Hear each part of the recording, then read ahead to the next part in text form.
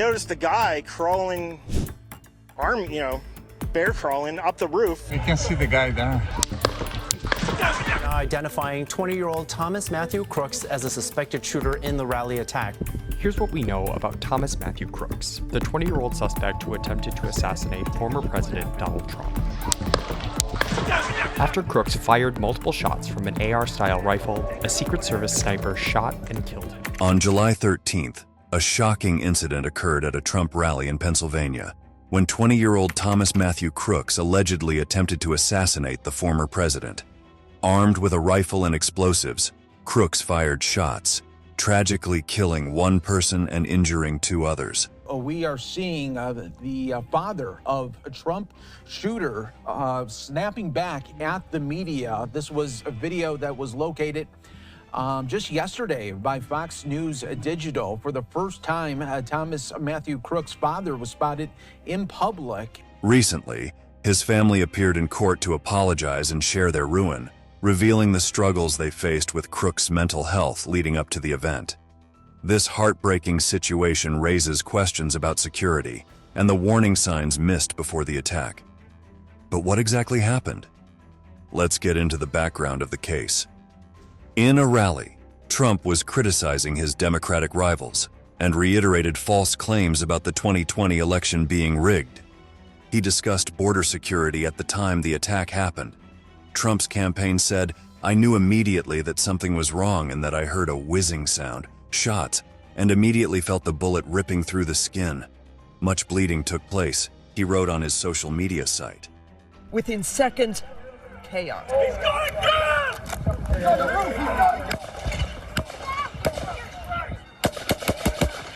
Stand here. He's on top of the roof. Don't go over there. The sniper appears momentarily startled by the gunfire, his face leaving the scope. During Trump's speech, a gunman opened fire from a nearby rooftop. A bullet grazed Trump's ear, drawing blood.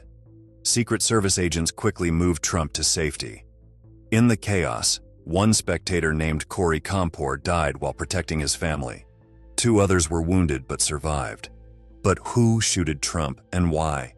I think it's important for people to understand these cell phone forensic programs, even if you try to delete something, it can typically find a record of what you tried to delete, if not the actual thing itself. And so they can get that information off of there. It's what might be deleted that could be as helpful to them as what is actually on the phone. But text messages, photos, apps, everything he's doing, anything notes, he tried to Google, any memos, anything he tried to Google, his recent web history, how important might that be? Because right now we're told federal investigators, they just don't have it. There's nothing there on the motive front. We do know a couple additional things. One, the gun was purchased legally. It's our reporting that it was purchased by the father. A bystander noticed a suspicious person outside the security perimeter when people entered the rally in Butler, Pennsylvania. This person was later identified as the shooter. You can see the guy there. Authorities saying this is the lifeless body of the shooter on the roof of that building. Witnesses saw the gunman climbing the roof of a nearby building, about 400 feet away from where Trump was speaking. He fired multiple shots at Trump, hitting him in the right ear. The Secret Service had also spotted the gunman on the roof earlier. Video footage shows rally attendees spotting the suspected gunman and urgently calling for police. Their vigilance helped prevent further harm. In the moments leading up to the shooting, Crooks had conducted extensive online research on past presidential assassinations and Trump's movements, suggesting a deliberate and calculated plan. As Trump took the stage, Crooks fired several shots, with one bullet striking the former president in the right ear. The attack tragically claimed the life of one rally attendee, Corey Comparatore, a married father of two daughters, while two others, David Dutch and James Copenhaver, were critically injured. The Secret Service quickly responded to the threat, with a sniper fatally shooting Crooks within seconds of the first shots being fired. Our guy that was just up here told me that there's a guy detained who's the owner of the bike. And I said, no, that's the owner of the bike. Basically, we've been up here, so we wouldn't know that information. I got no problem detaining them. Again, I'm just trying to detain those guys, find out what they know, who they are, whatever. I'm trying to get clear information to relay back to DC. Yeah, it was a pretty chaotic scene even after the bullets stopped flying. The video shared by Iowa Senator Chuck Grassley showing the Secret Service agent trying to get facts from local law enforcement. Investigators later discovered that Crooks had legally acquired the AR-style rifle from his father, which featured a collapsible stock for easier concealment. The explosives found in Crooks' vehicle and on his person, along with the use of a rangefinder to gauge distances, further highlighted the level of planning and intent behind the attack. After the shocking shooting attempt, the FBI and Secret Service launched a thorough investigation to understand Thomas Matthew Crooks' motives and how he managed to carry out such an attack. He appears to have no criminal record. The FBI says the family is cooperating with the investigation. Thomas Matthew Crooks was a young man from Bethel Park, Pennsylvania, with a bright future ahead of him. At just 20 years old, he had already shown academic promise and was starting to engage with the political process. Neighbors say Crooks and his parents kept mostly to themselves. It's shocking knowing that someone who grew up in the area that I go to school and graduated from there could do something like this. Hopefully people will calm down and stop doing whatever it is people are thinking about. But yeah, like it's just literally insane. Like there's just too much violence. He graduated from Bethel Park High School in 2022. He seemed to have little social media presence or record of political activism. He was quiet, but like he was just bullied. Like he was bullied so much. He'd wear hunting outfits sometimes. Pennsylvania voting records show that he was a registered Republican. And on the day of Joe Biden's inauguration, a Federal Election Commission record shows Crooks gave $15 to the Democratic-aligned Progressive Turnout Project. Thomas Crooks lived with his parents, Matthew and Elizabeth, both behavioral therapists. Those who knew him described him as a quiet, somewhat odd young man who often kept to himself. Pictures and videos purporting to be of the shooter that have gone viral here within the past 48 hours, including these, neither of which are Thomas Crooks, who the FBI, of course, has identified as the shooter. Now, the one on the left here is actually Italian YouTuber Marco Violi. Other viral posts show images of comedian Sam Hyde. Interestingly, photos of Hyde have appeared online since at least 2015 following various mass shootings. The man in this viral video claiming responsibility for the shooting, also not Crooks. What our team can verify, though, is that this is Crooks. The Bethel Park School District confirmed. As investigators looked into the case, they found some troubling facts about the Crooks family that made things more complicated. On the day of the shooting, Thomas's parents called the police because their son was missing, and they were worried about him. They also told that Thomas had been acting oddly. His eyes were nervous, and his hands shook as he walked around his room. The whole neighborhood felt it. There was a sense of unease in the air. He was just quiet, and I never noticed anything off. I mean, he was just a normal kid to me walking around the neighborhood. I mean, he was just a bit odd, that's all, one neighbor said. I know folks are going to immediately ask questions about that and say, okay, did the father know? Was the family aware? It is our understanding from the FBI, they've said it on the record, the family is cooperating, and there's no indication at this point in the investigation that the family knew about this in advance. Or Thomas's father had an AR-style rifle, its cold metal gleaming in the dim light. The weapon had been legally purchased years ago. The family owned over 20 firearms, all stashed away in their home.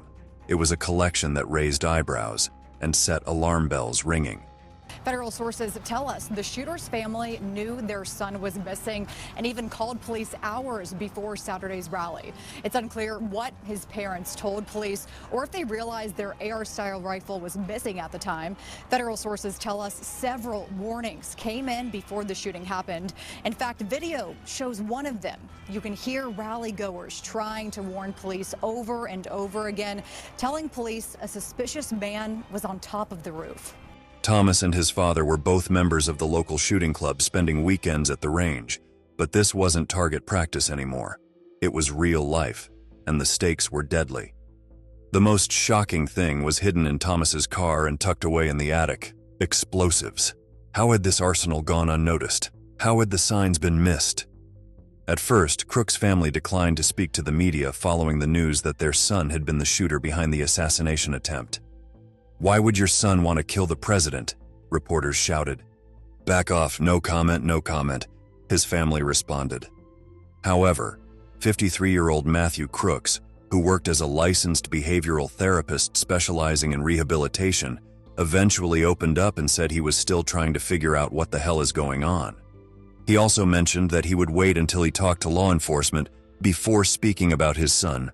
"We just want to take care of ourselves right now, so please give us our space," he added. Thomas Crooks was a high school student when he appeared in an ad for an investment company. We found this video on his high school Facebook page explaining computer coding to another student. The signal is decreasing. Crooks' high school years were troubled. He was rejected by the school rifle team. Crooks' aim was comically bad, according to one report.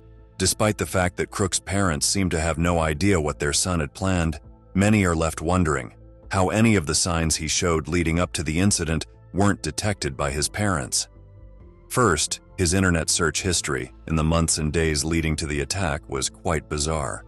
In April, he had searched websites for information on major depressive disorder and depressive crisis treatment.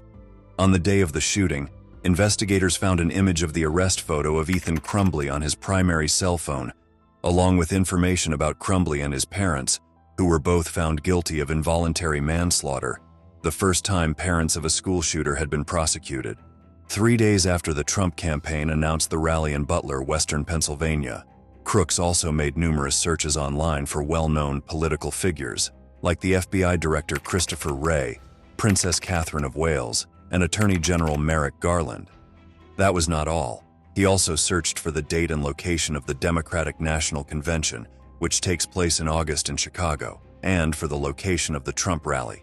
He also searched for information on Trump, President Joe Biden, and other major political events. One emerging theory by investigators about his online trail, based in part on the timing and subjects of his online searches, is that the shooter wasn't solely targeting Trump. He just had the desire to carry out a mass shooting, and the Trump event's proximity and timing offered the most ready opportunity. How did somebody get on that roof, and why wasn't he reported? People asked, as many saw him on the roof on the day of the rally.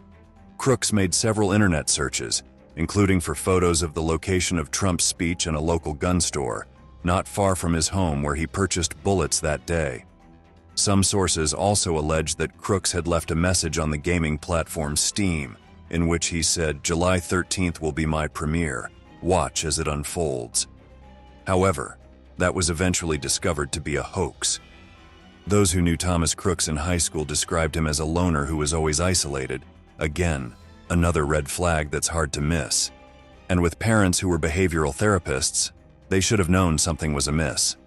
He was also described as a Republican with conservative political leanings. A classmate recalled participating in a mock debate in a course they took together, where their teacher posed questions on government policy and had students stand on opposite sides of the classroom to signal their support or opposition.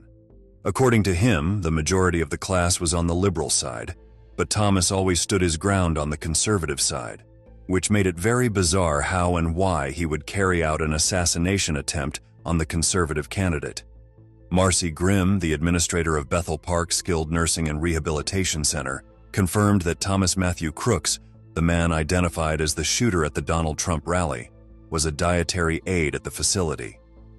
"We are shocked and saddened to learn of his involvement, as Thomas Matthew Crooks performed his job without concern, and his background check was clean," Grimm said. Grimm added that the facility is cooperating with law enforcement and that our thoughts and prayers go out to former President Trump and the victims impacted by this terrible tragedy. Look at this. This is for the first time right now. We are seeing the father of a Trump shooter snapping back at the media. This was a video that was located just yesterday by Fox News Digital. For the first time, Thomas Matthew Crooks' father was spotted in public since the 20-year-old gunman opened fire at former President Donald Trump's rally in Butler, Pennsylvania. Crooks' family soon appeared in court, expressing their deep sorrow and sharing new information about his behavior before the incident. The family disclosed that Thomas had lost his job at a nursing home and was struggling with mental health issues. They had tried to get him help but faced challenges due to a lack of resources and the stigma surrounding mental illness. After an attempt to assassinate former President Donald Trump, the investigation into the shooter, Thomas Matthew Crooks from Bethel Park, Pennsylvania, ramps up. This heartbreaking situation highlights the difficulties families face when dealing with mental health problems. The Crooks family's revelations brought attention to a growing trend in the legal system, holding parents accountable for crimes committed by their children, especially those involving guns. This involves the gunman who opened fire on former President Trump at his rally in Butler, Pennsylvania over the weekend. Fox News now reporting that the parents of Thomas Matthew Crooks had called police on the day of the attempted assassination. Fox reporting that Crooks' parents were looking for him Saturday in the hours leading up to the rally shooting, and eventually they called law enforcement to indicate that he was missing and they were worried. And, was he donating to the Democratic cause? Was he buying a hat for somebody in his family, or did he actually have those political views? We just don't know, and we don't know when was the last time that he voted and whom he voted for, of course. So, yes, very much in question what this motive could have been. And I know people are going to say, he shot at Donald Trump. What motive could there have been other than something political? But it is important as they go through this to try to determine exactly what this was involving. We do know at this point, and we've been told that there's no sort of foreign involvement. I think that's also important. While the focus on parental responsibility is important, many experts pointed out that it only addresses part of a much larger problem: the easy access to guns in America. The rifle used in the Trump assassination attempt was purchased legally, 11 years before the incident. This highlighted the long-standing challenges the country faces in addressing gun violence. These pictures of the items found on the roof, including a black cell phone and a gray wireless transmitter authorities say he intended to use to remotely detonate explosives in his car. A source with knowledge of the investigation telling ABC News about the searches found on the gunman's phone, the date of Trump's rally, major depressive disorder, the Democratic National Convention, and bomb making. Images of FBI Director Christopher Wray, Attorney General Merrick Garland, and other public figures found on the phone as well. Thomas Matthew Crooks' name made headlines across the country after the shocking shooting at a Trump rally. As the investigation progressed, it became clear that this tragic event could have been prevented. The Secret Service had spotted Crooks using a rangefinder near the rally site, a clear warning sign. However, they didn't see him as an immediate threat and let him go. Despite the heightened security, Crooks still managed to get on a rooftop and open fire. Major security failures and poor communication between agencies came to light in congressional hearings. Secret Service Director Kim Cheadle testified that her agents only realized the actual danger seconds before the gunfire erupted. The nation struggled to understand how this could happen and what could be done to prevent similar incidents. The story of Thomas Crooks and his family revealed deeper issues, showing how personal struggles and more significant societal problems can lead to tragedy.